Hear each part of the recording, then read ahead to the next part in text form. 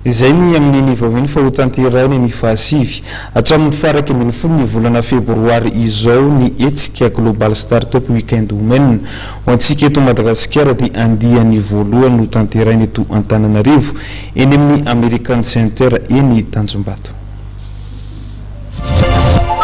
Samba no mandray anjara ny etsika Global Startup Weekend Women isik ka eny amin'ny American Center Tanjombato no anamariana izany ny fahasivy hatramin'ny faharaiky amby folo febroary izao ka minany anarana hoe Global Startup Weekend Women Antananarivo ny etsika izay natao indrindra mba anitanana ny vehivavy iroso amin'ny fandrarahana anana tetikasa izay mifarana amin'ny fananganana orinasa.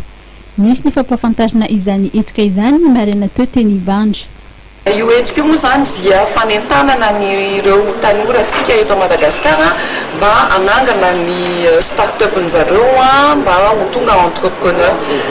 Ny tanjon'ny organisateur izahay ny Global Startup Weekend Women moa zany dia mametraka écosystème anankiray ao anatin'ny 750 ora ny écosystème na matianina mba hanampy anireo ankizy izay hanao participation. Ao anatin'izay 750 ora izay zany dia anangana ny idée de projet zareo na produit na service izy io. Ny izay maharesy moa zany dia ny porteur de projet dia hifaninana any Paris amin'ny resaka international amin'ny 7 mars 2018. Ahitana kotra 520 mandritra ireo 450 ora ireo ary mpitsara folo. Izy ireo izay matianina amin'ny sehatra misy azy avy dia afaka manampy ireo tanora avokoa. Mariana fa mifototra amin'ny masitsivana telo ny fisafidianana ny tetikasa tsara indrindra. Critères de sélection du jury, modèle économique, ni validation client.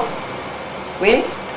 Ahoana afaka manao test mihitsy ny participant mandritra le 54 heures hoe tia client ve sa tia ny produit. Ahoana ny anaovana le test izahay dia mametraka en place ny resaka hoe connexion internet miaraka amin'ny Telma ny toerana anaovana anazy ao amin'ny American Center Tanjombato dia afaka mivoaka izy ohatra ao anatin'ilay galerie dia mandeha manao test miaraka amin'ny olona ao anatin'ny galerie.